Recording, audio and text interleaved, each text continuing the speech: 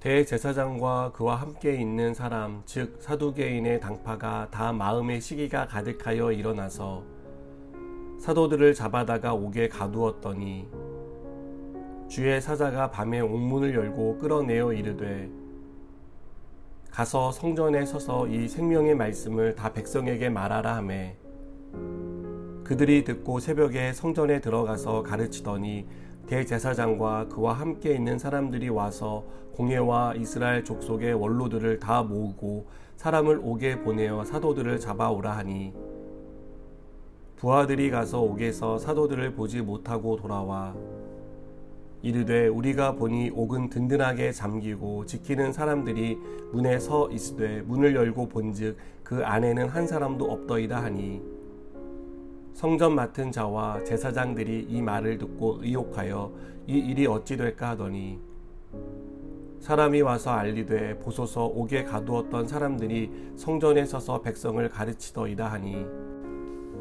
성전 맡은 자가 부하들과 같이 가서 그들을 잡아왔으나 강제로 못함은 백성들이 돌로 칠까 두려워함이더라. 그들을 끌어다가 공회 앞에 세우니 대제사장이 물어 이르되 우리가 이 이름으로 사람을 가르치지 말라고 언금하였으되 너희가 너희 가르침을 예루살렘에 가득하게 하니 이 사람의 피를 우리에게로 돌리고자 함이로다. 베드로와 사도들이 대답하여 이르되 사람보다 하나님께 순종하는 것이 마땅하니라. 너희가 나무에 달아 죽인 예수를 우리 조상의 하나님이 살리시고 이스라엘에게 회개함과 죄사함을 주시려고 그를 오른손으로 높이사 임금과 구주로 삼으셨느니라. 우리는 이 일의 증인이요 하나님이 자기에게 순종하는 사람들에게 주신 성령도 그러하니라 하더라. 그들이 듣고 크게 노하여 사도들을 없이하고자 할세 바리새인 가말리엘은 율법 교사로 모든 백성에게 존경을 받는 자라. 공회 중에 일어나 명하여 사도들을 잠깐 밖에 나가게 하고 말하되 이스라엘 사람들아 너희가 이 사람들에게 대하여 어떻게 하려는지 조심하라. 이전에 드다가 일어나 스스로 선전함에 사람이 약 400명이나 따르더니 그가 죽임을 당함에 따르던 모든 사람들이 흩어져 없어졌고 그 후 호적할 때에 갈릴리와 유다가 일어나 백성을 꿰어 따르게 하다가 그도 망한즉 따르던 모든 사람들이 흩어졌느니라. 이제 내가 너희에게 말하노니 이 사람들을 상관하지 말고 버려두라. 이 사상과 이 소행이 사람으로부터 났으면 무너질 것이요 만일 하나님께로부터 났으면 너희가 그들을 무너뜨릴 수 없겠고 도리어 하나님을 대적하는 자가 될까 하노라 하니 그들이 옳게 여겨 사도들을 불러들여 채찍질하며 예수의 이름으로 말하는 것을 금하고 놓으니 사도들은 그 이름을 위하여 능욕받는 일에 합당한 자로 여기심을 기뻐하면서 공회 앞을 떠나니라. 그들이 날마다 성전에 있든지 집에 있든지 예수는 그리스도라고 가르치기와 전도하기를 그치지 아니하니라. 아멘. 사도들을 통해 표적과 기사가 일어나자 많은 사람들이 예수님을 믿기 시작했습니다. 14절을 보니까 믿고 주께로 나아오는 자가 더 많으니 남녀의 큰 무리라고 설명합니다.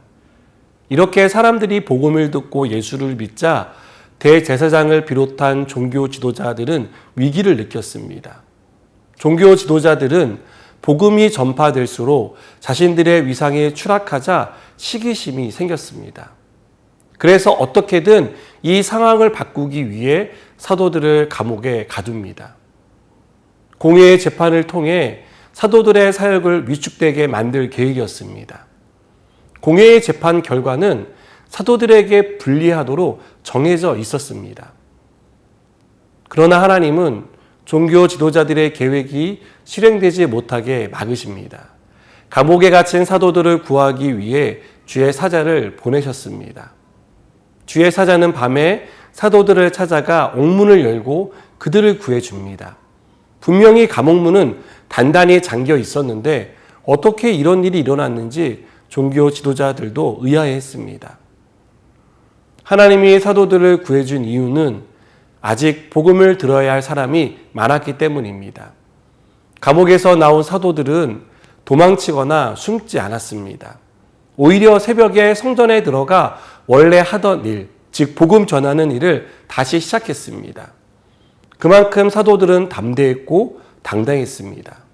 그리고 복음을 들어야 할 사람이 아직도 많이 남아 있다는 생각에 복음 전하는 일을 포기하지 않았습니다. 정말 대단한 믿음이 아닐 수 없습니다. 한 사람이라도 더 복음을 들어야 한다는 사명감에 불타는 사도들의 열정과 그 마음이 느껴집니다. 감옥에서 빠져나왔지만 결국 다시 그들은 잡혀서 감옥에 갇히게 되었고 공회 앞에 서게 되었습니다. 종교 지도자들은 사도들에게 왜 하지 말라는 일을 계속하고 있는지와 예수를 죽인 죄를 우리의 책임으로 돌리냐고 묻습니다. 이에 대해 베드로는 너희가 나무에 달아 죽인 예수를 우리 조상의 하나님이 살리셨다라고 말합니다. 베드로는 종교 지도자들 앞에서 너희가 예수를 죽였지만 하나님이 살리셨다고 담대히 밝힌 것입니다. 여러분, 종교 지도자들은 정치적인 힘을 가지고 있었습니다. 이것은 곧 정치력을 이용해 얼마든지 사도들을 위협하고 죽일 수 있다는 것을 가리킵니다. 베드로가 이 사실을 몰랐을까요? 그렇지 않았습니다.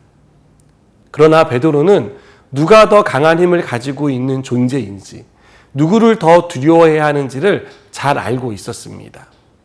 베드로는 사람이 아닌 하나님을 두려워했기에 종교 지도자들의 위협 앞에 당당할 수 있었습니다. 여러분, 복음은 우리의 시선을 사람이 아닌 하나님에게로 향하게 합니다. 우리 인생의 결말이 어떤 큰 힘을 가진 사람의 손이 아니라 하나님의 손에 있다는 사실을 우리에게 깨닫게 합니다. 우리는 이 복음 안에서 참된 자유를 누리고 세상이 줄 수 없는 평안을 얻습니다. 그 덕분에 어떤 상황이 펼쳐지더라도 상황에 함몰되지 않습니다. 우리 인생의 극심한 환경의 변화가 일어나더라도 평안할 수 있는 것은 주님이 우리와 함께 하신다는 이 약속을 믿기 때문입니다.